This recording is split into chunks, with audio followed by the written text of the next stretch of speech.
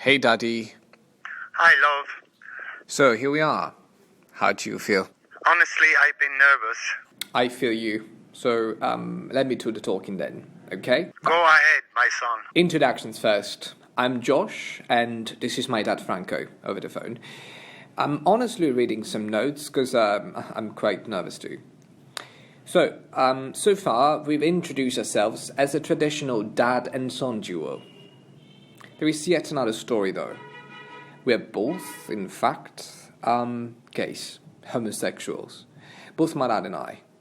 We both come from the tiniest village in the south of Italy you can think of, where this bond was once a shame, a sin and a disease even. This is not the story we want to share with you, though. Right, Dad? At all, Josh. This is a story of friendship, pride, understanding and empathy. We are Josh and Franco, and this is our story. My father and I both grew up in Ostuni, a small town in Puglia, right on the high hill of Italy's boots. You might have heard of it. It's a cool place to go now. But that wasn't always the case, and we're not tourists here. The ground is red, it's beautiful. The color in the moment is, I think, the best in the year. In May, anything is green and red and yellow, many colors. The smell is beautiful. The ground, from the flowers, from the grass, butterfly and fly, and the smell from the sea. Also from smell from olive tree. Oh, it's so beautiful. When you live in the same place for many years, you say, ugh, shit. And the people of Ostuni, young generation, so sad and I don't like it. It's nothing. After, when you go outside and return, say, oh, Ostuni is my heart. It's so beautiful, it's so romantic, it's so vissuto, come si dice, Giosuè? Wow, vissuto... Like, you know those terms you can't really translate? I would literally translate as lived. You can tell that there's been a life there. Lives have definitely been lived here. And we're here to tell you about ours. Today, we're openly telling a story together. But it definitely wasn't always like that. It was a voyage for us both. And you hear it in our voices. Sometimes they get blasphemous, unprofessional, vulgar even. We start from when my father Franco married my mother, back in the 1980s. Dad, a question maybe everyone would want to ask. Why did you get married in the first place? Because I like family. I want, in my life, I think I want 5 children in my family. I like children. I think my wife, when I see for the first time, I think this is a saint. Every time I touch woman, she laugh. I touch man, she laugh. Never she say, what are you doing? And I think this is the mom I want. His sexuality was an open secret in the town, and people questioned my mother for marrying him, including her own family. But she did it anyway. You might wonder why you won't hear my mum's voice in the story. I asked her to join, but she preferred to stay out of it. My dad got what he wanted. First my sister, and then me. My parents described me as a rather silent, curious child. But inside of me, there was another world, full of energies, that I felt I had to hide. As I grew up, those energies inevitably started to come out. I drew a lot. I created things. I remember I was very great at imitating people. All my teachers, I could imitate perfectly. But I really, because of my dad, I also had learned what to avoid in terms of movements, in terms of, it was also very self-homophobic. I said, okay, this is not maybe good. Maybe you should avoid this, you should avoid that. I played football, even though I hated it. But that was the sport of Southern Italians, and I had to pretend I liked it just for integration. I had to be a chameleon. I could sing, dance, and paint at home, and then play, shout, and spit on the ground outside. I loved skirts and high heels, honestly. Those were my favorites. I used to put on my head a sort of a t-shirt, like with long sleeves, so that basically I could put like sort of a long hair, because back then my hair was very short, and then I loved to cross my legs and walk like, along a sort of a catwalk or something like that, With this music in my head. Dun, dun, dun, dun, dun, dun, dun, yeah.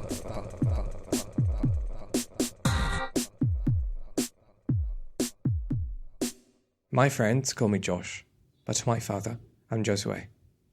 In a lot of ways, I was different to my dad. I was the first person in my family interested in school. Neither of my parents finished secondary school education, so I bought books myself. But quickly, my dad started worrying about some of the similarity he recognized. My problem is, I think, I understand Josue gay when he maybe 2-3 years. I say, I very sad, because I say, now Josue send me, the people violent him and say, are you gay, your father gay? And, this is for me very sad. In the same way that I both did and didn't know yet that I was gay, I also did and didn't really know that my dad was gay. People talked about him, about me, but I mostly squashed those thoughts. Back then, was when I was 11, men for the first time in our history, were allowed to wear bags. You know those little bags where you put phones in? I said, yes, I can finally wear a fucking bag. So I persuaded, after lots of conversations, my grandma to buy it. I said, okay, done, got it. I go down the stairs, I'm walking, and my grandma, she goes out in the balcony and she's looking at me. And I was like having my moment, I was walking, blah, blah, blah. And she goes on the balcony, she's looking at me for a couple of minutes. And then she says, you're walking like your dad. But in such a discriminatory way. I was having my moment, so to me it could be New York, okay? But she destroyed that. That was always the thing with my grandma. With my dad, he was always really humiliating in a sense. He came to me and he asked, why are you doing this? It's wrong, don't do it. Sometimes he was a sort of a friend. He'd say, oh my God, you look so cute and that. But I know he was just a bullshit. So I really never knew how to behave, honestly. It was so painful all the time. Because it felt nice, but not right. There was a part of my father that wanted his manhood to be proved by having a stereotypically manly son. And I didn't give him that. In myself, also, I want Josue not gay because it's stupid at the beginning. Now, no. I want the people think, look, the gay make a man. He make Josue is a man, He have many women. And my dad, I remember, he had this sort of idea of this iconic man, with a suit, going to office, going to the bank, and of course he was a completely different stereotype. But that's not his idea of masculinity anymore. I understand now, I don't like this person. I think when you affrontare, come si dice in inglese? Face. When you face the life, this is for me, man. It's not because you fuck a woman and you are strong and this, no. When you face the life, in every question, money, work, contact with people, this is for me now, this is man for me. Now I'm very happy my son is Josue. For me it's not gay, Josue is happy, I'm happy. That's a big shift. How did we get here? I think I need to tell you about my dad's restaurant. The answer might be there. I say, I want beginning a new life. And I opened this restaurant. The name I like every time, Locanda, La Locanda. But I have a friend from Taranto, a gay couple. He said to me, why you not call your restaurant The Seven Sins? I say, yes, I want this. And Old Center for Nostuni is just old people. Come si dice la vedova? Widows, okay. And the old people say, outside, they say, the Locanda, the Seven Sins. Oh my God! In this restaurant make just sins. I'm very happy, I see. Good. The neighborhood around my dad's restaurant was the Old Center, a web of narrow streets filled with the smell of basil and tomatoes. Neighbors called out to each other, mostly old widows. Yes, widows. Italy's got a lot of old people thriving on the Mediterranean diet. And well, the men die first. You walk through a gate, La Locanda 7 Sins, painted above it. There's a courtyard. People drinking, chatting, flirting around a fire pit. It smells of wood smoke and hot summer air. You go inside. It's completely different to anything else in the town. The space feels religious, filled with traditional ornaments. But the music is loud. And then there's my dad welcoming you. And the smell is fried from oil. Rich tomato sauces. Fermented wine. I make pasta, little here. I go outside, and the people, English, say, "Oh, beautiful, what you doing?" I say, "Come inside, you're testing." I make gnocchi, I make cavatelli. Simple, traditional local food. Coffee bubbles through a percolator. No machine. And you know, being the 7 sins, there's sinful sandwiches on the menu. Gluttony. It's very big. Oh my God, I can eat this. Stinginess. Small one. And the bestseller, lust. And I make thick with bread. I make myself. First, my dad baked a dick-shaped loaf of bread. He filled it with salami and squirted mayonnaise on the head. He told kids who ordered it that it was too spicy for them, to avoid awkwardness. And one time, one old woman, she say she wants last sandwich. Oh my God, because I make a dick, with balls and I cut half and I bring. She say, why you cut? I want together. She make, oh my God. And on the head from the dick, I do a mayonnaise, the cream. Yeah, and she say, I want this. No, you cut the dick. Why? Oh my God. The restaurant was a place where sexuality wasn't judged. A place with a reputation and occasional themed gay nights. Beyond the room filled with people eating is a second room, separated by an alluring curtain. Velvety red, so very lusty. Very lusty. And in order to go through to the loo, you have to go through the curtain, so it was a sort of an invitation. This room was all red velvet and sofas. A sort of a boudoir. I remember touching these sofas and so on and so forth, and my mum just told me, Josh, never sleep there, because sometimes I used to go to the restaurant. You're pregnant. Yeah, I can get pregnant, right away, because I remember my mum... In spite of the very explicitly sensual decor, my father insists the sex people had in the velvet room was spontaneous, organic. I don't make the red room because I think I'm sex. I'm Irish. Red is my color, But maybe Freud would tell you just that you just knew, but not on a conscious level.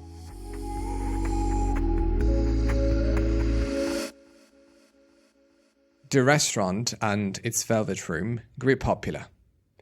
People would come from neighbouring towns several hours' drive away. And sometimes unsuspecting tourists just wandered in. Rumours spread of sex parties, orgies. There was obviously gossip. So of course I knew something was going on, but it was also a cognitive dissonance where I really didn't know. I had these moments when I was playing outside with my friends football. So you have to imagine a very street boys from very poor families and me playing on the streets. And all of a sudden, while my dad is walking, coming back home after his job, the whole street completely muted. There was a huge silence.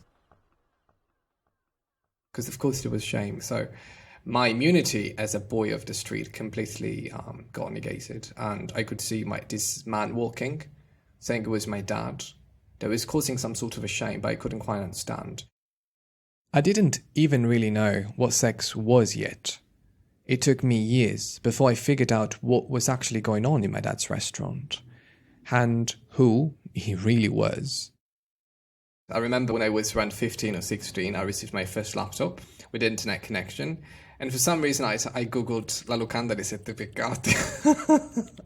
I was so curious. I said, okay, let me see what the motherfucker, is doing on the internet. And I found a big blog full of people writing about these interesting and very zoo-like experiences of saying, oh my God, the boss of this restaurant, the owner of this restaurant, and they did describe basically homosexual, bisexual, orgies and so on and so forth. Also, I could see comments in English, so I said, okay, so my dad is becoming someone. I'm not sure whether I'm liking that. Holy shit. My dad is some kind of an international sex celebrity. What the hell do I do with that? I had a sort of a panic attack. I think I can situate that pain around my stomach and heart. Wow, okay. It was on the internet, and the internet couldn't be wrong. At the same time, I was just starting to have my first homosexual experiences. I had my classmate who had been my classmate for lots of years, and that was the very first person I experimented sex with. And honestly, I had bipolar sensation of gratification and discovery, but at the same time also shame. I was doing something shameful. You should know that this was a pretty traditional Catholic town. Not a town where you felt comfortable to be a young gay boy figuring himself out. Certainly not a place where you would have expected a sex-positive, gender-bending restaurant. But you should also know that the Seven Sins really was a restaurant. Families ate alongside people looking for pleasure. You're probably wondering how exactly that worked. There's plenty of very valid questions to ask, but my dad doesn't seem to really want to explain. So let's just say, things happened. But very, very spontaneous people, nothing bad. After the people soon speak, in a Franco restaurant, gay night, orgy sex, it's not true, The people with a small mind think this. Why are you denying that? It's true. Yeah. It's true. Why are you still denying that we are in a press release now that you can say that? And you had the best fun.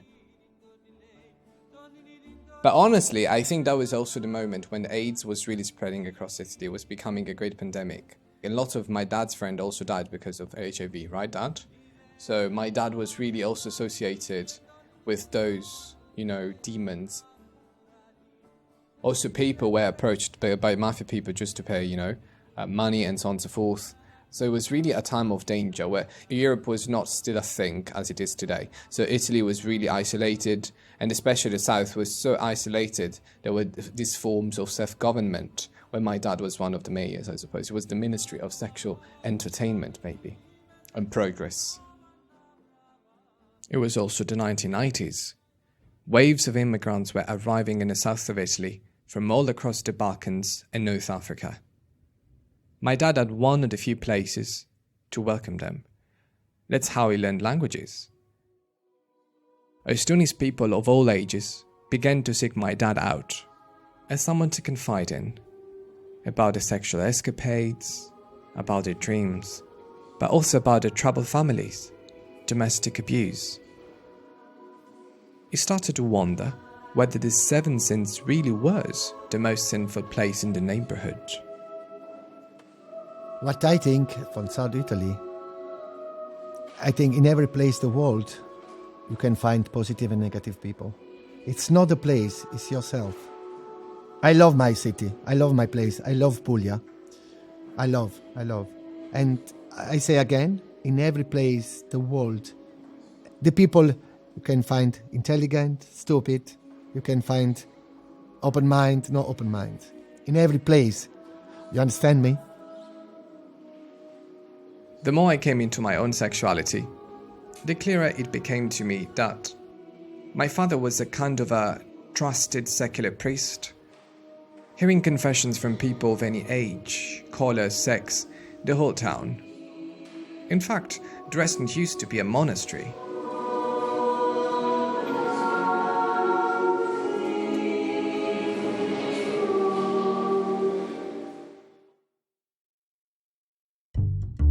And my dad recognized its magnetism.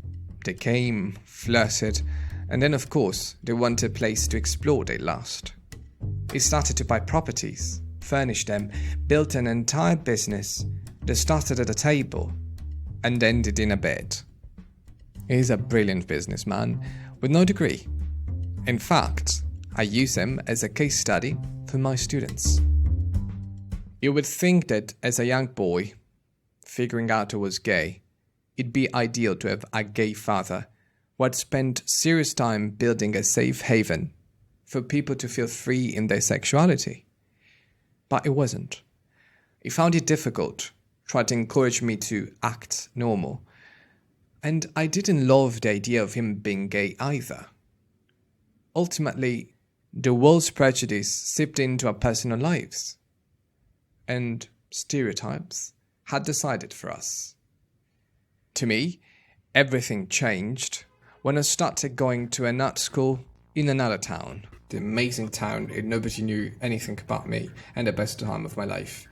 In that place, I had lots of people who loved me, who appreciated me, and that was the very moment when I think I was born. I felt cool, honestly. I really felt cool.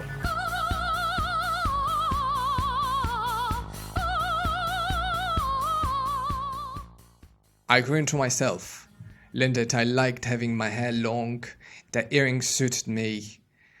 I studied all over the world, found out I loved to teach. For my father, he started to fall into himself when he moved out of his marriage with my mother. In that moment, I think he realized he was a dad. It's good for myself when I go for my wife. 18 years ago, I live alone and I analyze my life alone. You have to help yourself in the old generation. When you come out, it's okay. I understand my wife now. I'm very sorry for this question. I'm very confused, But now I'm happy I have two beautiful children, and very intelligent. Now, for the first time, each member of my family was living alone. We had time to reflect. And I started to wonder how my mother had gone along with this. I was around 21, I was studying in Boston back then, and I asked my mum, how couldn't you understand he was gay? Like, how couldn't you? And she told me, listen, I loved him so much, and I came from such an experienced background that to me it was not possible. And I understood that because also, when you love a person and you associate to that person something bad, you never really think that is the truth. So I think I was living in negation, or maybe in blindness, because my dad was my dad, and being gay was not something a dad has to have.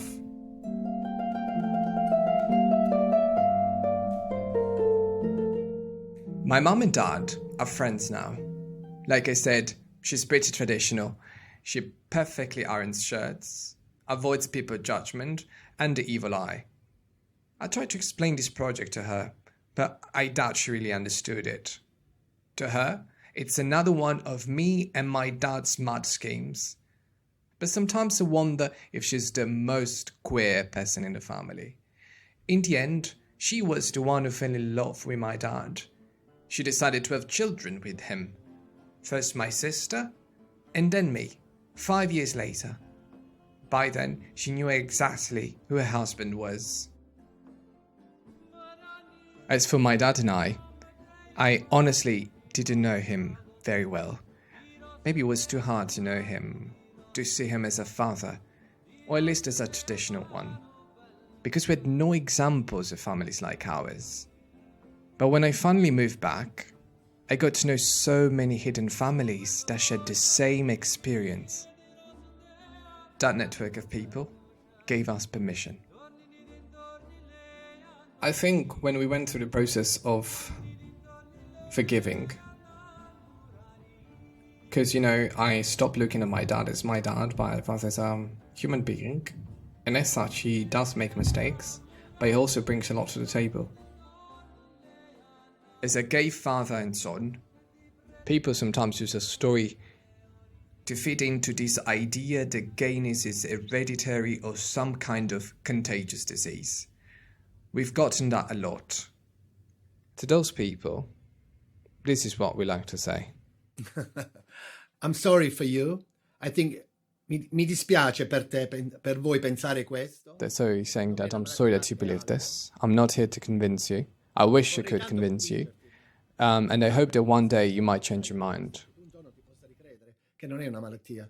In my dad's words, I still feel a sort of anger or tension to prove. So that would be my generational change. I think the wrong is like when he goes to society and he gets manipulated in a way that it becomes a problem. I have to be like intellectually honest, and I don't know, honestly, I don't know the answer. But the fact that I might have inherited from my dad, it's fine. I've inherited so many other features of my dad, including this. What's the problem with that? It might be. Why should it account as a disease? It's the stigmatization that makes it a disease. I can't imagine a world without homophobia because I was born and I'm still living in one. It's a job on a daily basis to just defend ourselves from this fear that has been created. But when you take the responsibility to become a person in power, either a politician or a representative, you do owe me. I think this effort of imagining a world without homophobia should be in the mind of other people to have power, for example, politicians. I can't, so it means that a job is failing. Gay is normal. I think anything what you feel is normal. Respect is important. We both have clear ideas on what we like to see change. Yes. To talk is very important. Allora, okay, my father never speak to me. Not come to me and say, come here. What is the problem? Why my father not take my hand and say, come here, my son. Come here, don't worry. What is the problem? Now, I think it's important when you open your door from your house, you find love. You have to speak with your son. Why are you doing this? You okay? You love this? You have to speak and explain. Son, you explain me. Let me understand. It's not easy. It's not easy. But you have to trust, you know. There was a beautiful program in Italy, because Italy, got unification very late. And up until the 1950s, 60s, Italian was a different language depending where you came from. There was not a unified language. And there was a beautiful program that was called Non è mai troppo tardi. That means it's never too late, where a teacher went on TV, main channel, and taught Italians Italian.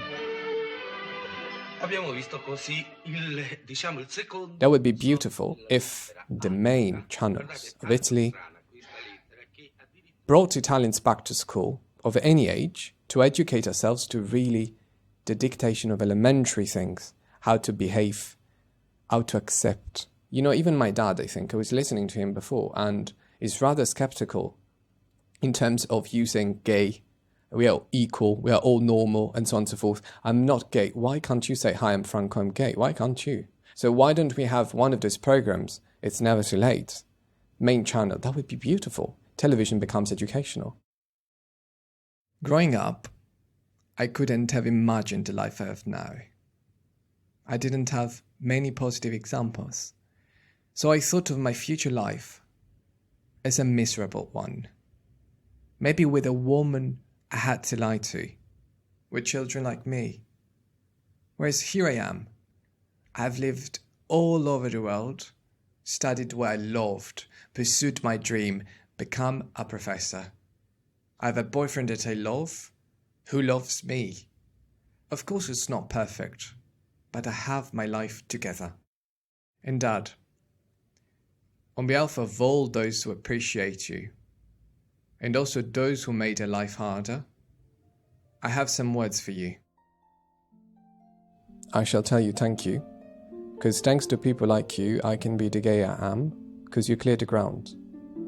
And you had so much less than I have, but yet you made your fight. So I thank you, generationally speaking, because you created a better world, thanks to your stubbornness, love of sex, selfishness, anything.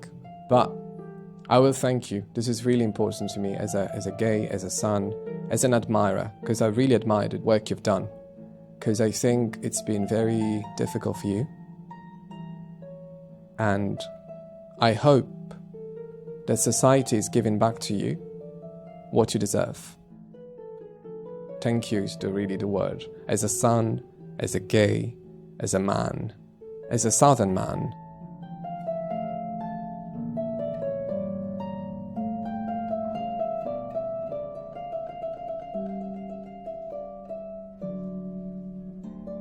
This episode was co-authored by Josh Precioso and me, Katz Laslzo. Josh was your host, and production and sound design came from me. Thank you, Josh and Franco, for trusting us with your souls. Invaluable editorial support came from Katie Lee, Dominic Kramer, Andrei Popoviciu, and Priyanka Shankar. Special thanks to all the studio engineers and delivery people who made it possible to make this intimate story remotely.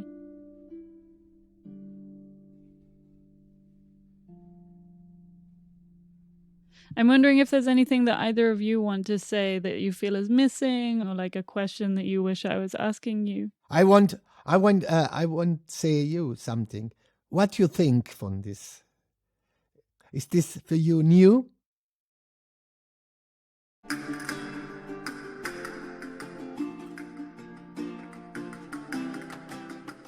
This podcast was made in cooperation with Allianz Kulturstiftung, an independent, not-for-profit cultural foundation committed to strengthening cohesion in Europe using the tools of art and culture. The Europeans is a podcast from the Are We Europe family. And of course, many thanks to our Patreon supporters who are generously keeping this podcast going. Music was Tarantella del Gargano by Marco Beasley, published by Out Here Music, Italian Opera by UV Protection, Andante from Bach's Italian Concerto, performed by Catherine Finch, Amore Mio by Mina with Warner Music Italy, Tomb by Vesha, La Luna e Fisarmonica by Ziv Moran, Disco Ball by Yevgeny Barduja, and of course, the one and only Jim Barn. Additional music from Blue Dot Sessions and sound effects from freesound.org.